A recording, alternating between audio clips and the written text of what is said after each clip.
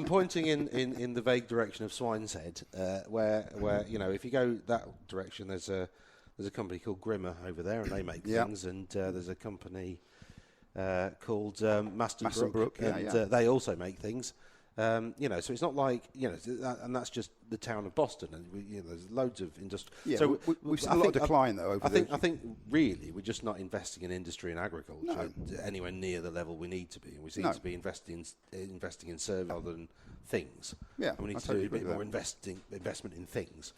But I don't think we've managed to improve our education system by attempting to do so in a sort of managerialist, production targets-based way. I totally agree. And I think there's been an agreement that we need to do better on education, but they've tried to then implement it by setting targets on educators, as opposed to empowering educators as professionals to make their own decisions about each child and to help produce a well-rounded, well-educated child using their judgment, as opposed to where are you on the spreadsheet. And the education system is so driven by those targets that actually I feel like the outcomes have been gradually, in terms of a holistic assessment, getting worse. Yeah, well, there's a reason for that, isn't there? Because if you get perverse outcomes, if you've got a set of targets, you get the perverse outcome that anything else that falls outside of those targets doesn't get invested in.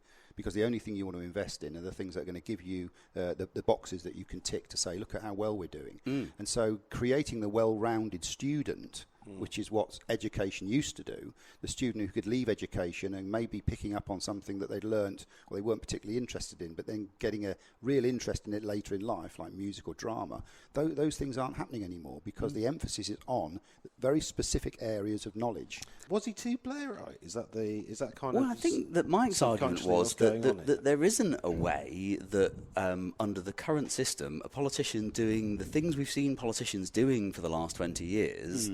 Tinkering around the edges, incrementalism.